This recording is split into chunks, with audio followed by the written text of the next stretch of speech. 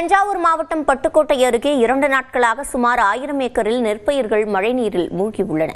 கூடுதல் தகவல்களை நமது செய்தியாளர் குருநாதனிடம் கேட்கலாம். குருநாதன், விவரங்கள். சிவரஞ்சனி, தஞ்சாவூர் மாவட்டத்தில் கடந்த 2 நாட்களாக பல்வேறு பகுதிகளில் கனமழை கொட்டி தீர்த்தது.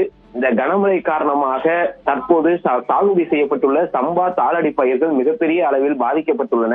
மாவட்டம் முழுவதும் சுமார் ஆயிரக்கணக்கான ஏக்கர் விளைநிலங்கள் நீரில் மூழ்கி உள்ளது. இதேபோல் தஞ்சாவூர் மாவட்டம் பட்டுக்கோட்டை அருகே சோழகன் குடிக்காடு, நெம்மேலி, திப்பியக்குடி, பொய்யுண்டார் குடிக்காடு, சங்கநாதர் குடிக்காடு உள்ளிட்ட பல்வேறு பகுதிகளில் நாற்று நடவு செய்து 1 மாதமே ஆன இளம் சம்பா பயிர்கள் நீரில் மூழ்கியுள்ளது. மழை விட்டு 2 நாட்கள் ஆகியும் இன்னும் மழை நீர் வடியாதால் பயிர்கள் அனைத்தும் 2 அடி ஆழத்திற்கு நீரில் மூழ்கி அழுகும் நிலை ஏற்பட்டுள்ளது.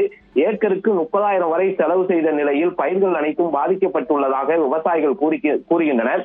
இப்பகுதியில் உள்ள வடிகால் வாய்க்கால்களை முறையாக தூர்வாராத காரணத்தினால்தான் மழை விட்டு 2 நாட்கள் ஆகியும் இன்னும் மழைநீர் வடியவில்லை என விவசாயிகள் குற்றம் சாட்டுகின்றனர். எனவே பாதிக்கப்பட்ட பகுதிகளை வேளாண் அதிகாரிகள் ஆய்வு செய்து உரிய இழப்பீடு வழங்க வேண்டும். அதே போல் வடிகால் வாய்க்கால்களை முறையாக தூர்வார வேண்டும். அப்போதுதான் வரும் காலங்களில் மழைநீர் விளைநிலங்களில் தேங்காதவாறு நிலை ஏற்படும் என அவர்கள் தெரிவித்துள்ளனர். சிவரஞ்சனி, விவரங்களை வழங்கியமைக்கு நன்றி குருநாதன்.